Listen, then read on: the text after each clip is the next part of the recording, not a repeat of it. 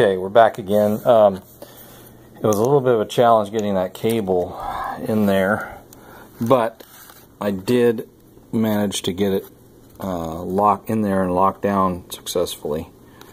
Let's see, try to get the right amount of light. You can see the black cable wrapping around the main system board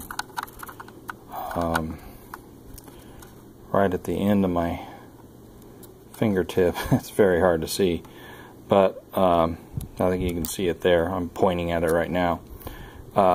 That pretty much takes 4 hands to get that cable to wrap around the system board and maintain that the lock is up on the connector, and turn it 180 degrees and get it to go in the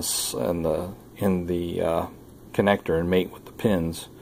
The biggest challenge is this corner of this hard drive mount, shock mount. That's part of the main chassis, so there's no getting that out of the way. Anyway, so the next thing is to flip her over, and I'm going to remove the adhesive that I applied to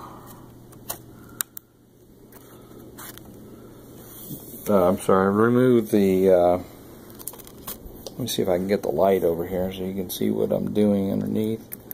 I'm going to remove the wax paper from the bottom of the keyboard and then set the keyboard down in the, if all goes well, if I can get this off without ruining everything.